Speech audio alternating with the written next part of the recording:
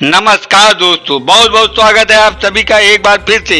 जी हाँ दोस्तों, पूरे दिन की कई महत्वपूर्ण और अहम खबरें सामने निकल कर आ रही हैं। जानेंगे सभी खबरों को विस्तार से। तो दोस्तों, खबरों में आगे बढ़ने से पहले वीडियो को एक प्यार भरा लाइक जरूर कर दें और ताज़ा खबरों को जानने के लिए चैनल को सब्सक्राइब जरूर कर लें। तो देखते हैं पहली बड़ी खबर क्या निकल कर आ रही है। पाकिस्तान की जेल में 8 साल से बंद मुल्ला गनी ब्रदर करेगा नई सरकार का नेतृत्व, शनिवार को होगा ऐलान। अफगानिस्तान में तालिबान अब शनिवार को नई सरकार का गठन का ऐलान करेगा। इस बीच न्यूज एजेंसी रॉयटर्स ने खुलासा किया है कि मुल्ला अब्दुल गनी ब्रदर अफगान सरकार का नेतृत्व करेगा, यानी उसका अफगानिस्तान का अगला राष्ट्रपति बनना तय है। अफगानिस्तान में तालिबान की सरकार के गठन का ऐलान शुक्रवार को होना था, लेकिन अब इसको एक दिन के लिए टाल दिया गया है। समाचार एजेंसी पीटीआई की एक रिपोर्ट के अनुसार तालिबान के प्रवक्ता ज़बीहुल्लाह मुजाहिद ने दी है। मुजाहिद ने कहा है कि नई सरकार के गठन का ऐलान अब शनिवार को किया जाएगा। उल्लेखनीय है कि अब तक कतर में तालिबान का राजनीतिक चेहरा बने ब्रदर को इस संगठन के सह संस्थापक के तौर पर जाना जाता है। उसका कद तालिबान के मौजूदा प्रमुख हैबतुल्लाह अखरुनजादा के बाद सबसे बड़ा है। पंजाब में सत्ता पर काबिज हो सकती है आप भाजपा का खाता खुलना मुश्किल। पंजाब में अगले साल होने वाले विधानसभा चुनाव से पहले राज्य का सियासी मूड भांपने के लिए एबीपी न्यूज़ सी वोटर ने एक सर्वे किया है। इस सर्वे के रिजल्ट के में सामने आया है कि आम आदमी पार्टी पंजाब में बड़ा उलटफेर कर सकती है। वहीं कांग्रेस पार्टी की लोकप्रियता में कमी आती दिख रही है। इतना ही नहीं, सर्वे में आम आदमी पार्टी सीटों की संख्या और वोट प्रतिशत दोनों में कांग्रेस को मात देती दिख रही है। और अगर सर्वे के मुताबिक ही पंजाब में चुनाव के नतीजे भी रहे तो वहां कांग्रेस सत्ता से बाहर होगी और आम आदमी पार्टी सत्ता में आ सकती है। सर्वे के नतीजे के मुताबिक पंजाब की 117 विधानसभा सीटों में आम आदमी पार्टी को सबसे अधिक 51 में से 51 से 57 सीटें मिलती दिख रही हैं। वहीं कांग्रेस पार्टी दूसरे नंबर पर है, उसे 38 से 46 सीटें मिलती दिख रही हैं। वहीं शिरोमणि अकाली दल को 16 से 24 सीटें मिलने के अनुमान है। सबसे बड़ा हैरानी की बात भाजपा के लिए है, जहां बीजेपी के खाते में एक सीट भी नहीं आती दिख रही है। जाहिर है बीजेपी को पंजाब में किसान आंदोलन का बहुत बड़ा नुकसान होने वाला है। 2022 के चुनाव में पंजाब में क्या सत्ता का उलटफेर हो सकता है, इस बारे में आपकी क्या राय है, हमें कमेंट बॉक्स में जरूर बताएं। वृद्धावस्था पेंशन लाभार्थियों के खाते में 3 महीने की एक मुश्त राशि सीएम योगी ने किए ट्रांसफर। मुख्यमंत्री योगी आदित्यनाथ ने बृहस्पतिवार को वृद्धावस्था पेंशन के लाभार्थी 55,77,000 वृद्धजनों के बैंक खाते में 836.55 करोड़ रुपए डिजिटल ट्रांसफर किए। 3 महीने की एक मुश्त धनराशि के रूप में प्रति लाभार्थियों के खाते में 1,500 रुपये ट्रांसफर किए गए। इनमें से 4,56,000 नए लाभार्थी भी शामिल हैं। इस मौके पर मुख्यमंत्री ने कहा कि वृद्धजनों के पास अनुभव की थाती है और वो हमारे मार्गदर्शक भी, इसलिए सरकार उनकी हर तरह की सुविधा का ख्याल रख रही है। उन्होंने कहा सरकार उनके लिए दवा व राशन समेत हर जरूरत की चीज़ों का बंदोबस्त कर रही है। मुख्यमंत्री के कालिदास मार्ग स्थित आवास पर आयोजित कार्यक्रम में वृद्धावस्था पेंशन के लाभार्थियों के खाते में पेंशन की राशि भेजने के बाद लाभार्थियों के वर्चुअली संबोधित करते हुए मुख्यमंत्री ने ये बात कही। उन्होंने कहा केंद्र और राज्य सरकार हर एक वृद्ध के जीवन और आजीविका का प्रबंध करने के लिए सेवाभाव के साथ काम कर रही है। बुजुर्गों को राशन पानी की ज़रूरत हो या बीमारी के समय इलाज और दवाइयों की सभी चीज़ मुफ्त में मुहैया कराई जा रही है।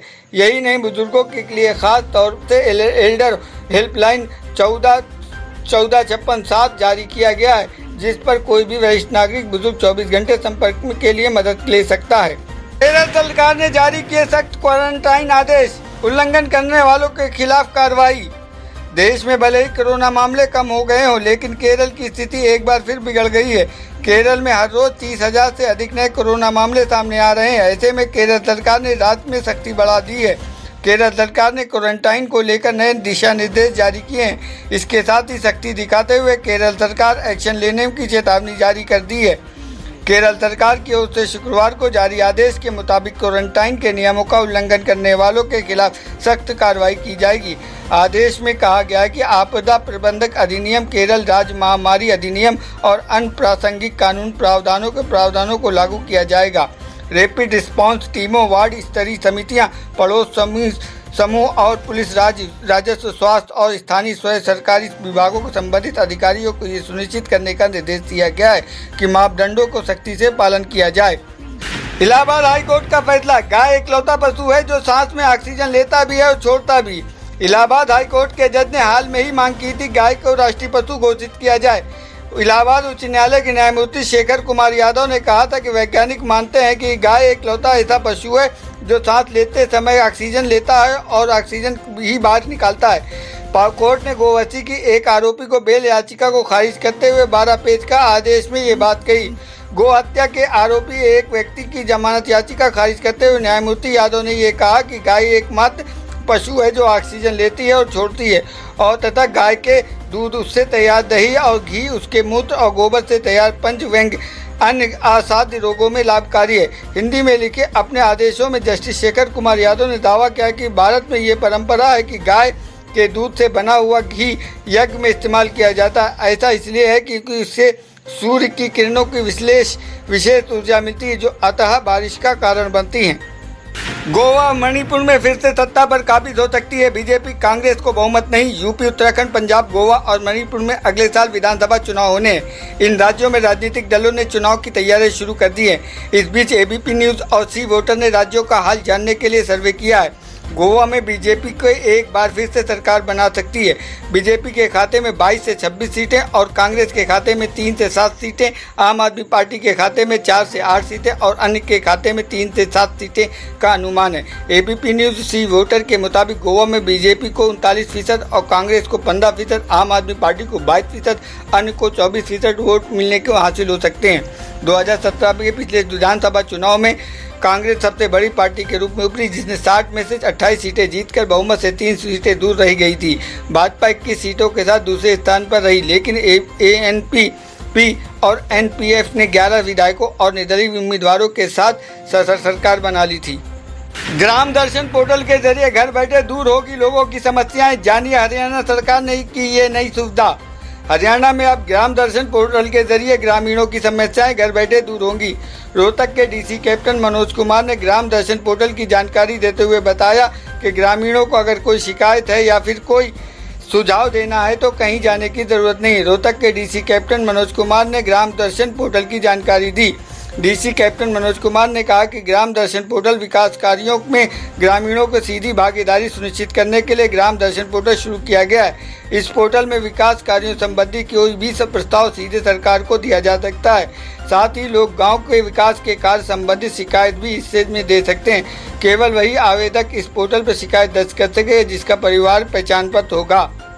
दिल्ली एयरपोर्ट पर स्पाइस जेट के 150 कर्मचारियों ने रोका काम। कंपनी ने कहा कोई विवाद नहीं।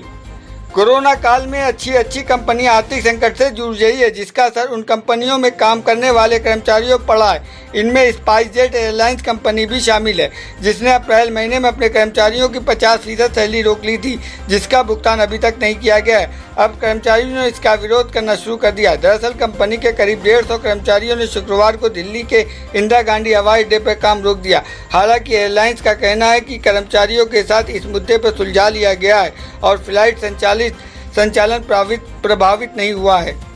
घरेलू हिंसा में हनी सिंह के पेरेंट्स को होना होगा कोर्ट में पेश। बहू शालिनी तलवार ने लगाए गंभीर आरोप। बॉलीवुड सिंगर और रैपर हनी सिंह अपनी पत्नी शालिनी तलवार द्वारा लगाए गए घरेलू हिंसा के आरोपों का सामना कर रहे हैं। शालिनी ने दिल्ली की 30 हजारी अदालत में दायर अपनी याचिका में ससुराल वालों पर कई गंभीर आरोप लगाए हैं। इस मामले में सिंगर यो हनी सिंह सुनवाई के दौरान आज कोर्ट में पेश हुए, जहां उन्होंने अपनी बात रखी। शालिनी और हनी सिंह की दलीलें सुनने के बाद न्यायालय ने सुनवाई की अगली तारीख 28 सितंबर तय की है। कोर्ट ने अगली सुनवाई में हनी सिंह के माता पिता को कोर्ट में पेश होने का निर्देश दिया है। मेट्रोपॉलिटन मजिस्ट्रेट तानिया सिंह ने हनी सिंह और उनकी पत्नी को अपने चैम्बर में 1.5 घंटे से अधिक समय तक समझाया। इस दौरान जज तानिया सिंह ने कहा कि शालिनी रविवार को 2 वकीलों और सुरक्षा अधिकारियों के साथ अपने ससुराल जाएगी, वहां अपना सामान ले आएगी। शालिनी ने ससुराल जाने के दौरान उनकी वीडियोग्राफी की जाएगी। मीडिया रिपोर्ट के मुताबिक जज के सामने हनी सिंह और शालिनी तलवार ने उनकी बातों में हामी भर दी है। रिलायंस के शेयर में जबरदस्त उछाल, तोड़े सारे रिकॉर्ड, मार्केट के फिर से 15 लाख करोड़ के पार। हफ्ते के आखिरी दिन कारोबारी शेयर बाजार में रिकॉर्ड उछाल देखने को मिला।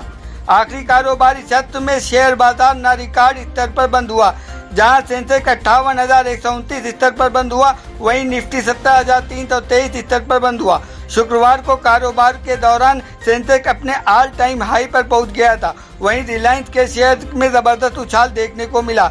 शेयर के भाव 2400 रुपए के करीब पहुंच गए हैं। मुनव्वर राना की गिरफ्तारी पर रोक से हाईकोर्ट का इनकार, धार्मिक भावनाएं भड़काने का आरोप। शायर मुनव्वर राना को हाईकोर्ट से राहत नहीं मिली है। हाईकोर्ट लखनऊ ने मुनव्वर राना की गिरफ्तारी पर रोक लगाने से इनकार कर दिया है। मुनव्वर राना पर महर्षि वाल्मीकि की तुलना तालिबान से करने का आरोप है। इस मामले में लखनऊ की हजरतगंज कोतवाली में उनके खिलाफ मुकदमा दर्ज किया गया था।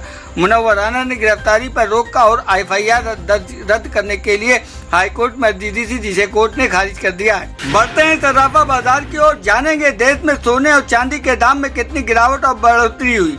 सर्राफा बाजार में सोने के दाम में 235 रुपए प्रति 10 ग्राम गिरावट देखने को मिली। आज सोने का दाम 47,284 रुपए प्रति 10 ग्राम पर रहा। वहीं चांदी की कीमत में 256 रुपए प्रति किलोग्राम की गिरावट देखने को मिली। इससे चांदी की कीमत 63,845 रुपए प्रति किलोग्राम रहा। बढ़ते हैं मौसम की जानकारी की ओर, जानेंगे देश और शहर के मौसम का हाल। दिल्ली में 8 सितंबर तक बारिश के आसार, कई राज्यों में बाढ़ का कहर। भारतीय मौसम विभाग द्वारा जारी की गई जानकारी के मुताबिक दिल्ली में 8 सितंबर तक बारिश की संभावना है। वहीं आज यूपी, दिल्ली, राजस्थान के कई इलाकों में बारिश होने का पूर्व अनुमान जताया गया है। देश के कई राज्य इस वक्त बाढ़ का कहर झेल रहे हैं। बिहार में करीब 16 जिले बाढ़ के कारण प्रभावित हैं।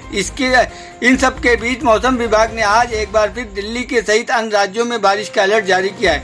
दिल्ली में देर रात हुई बारिश में मौसम एक बार फिर सुहावना हो गया है। दिल्ली मौसम विभाग में 8 तारीख तक के लिए राज्य में येलो अलर्ट किया जारी किया है।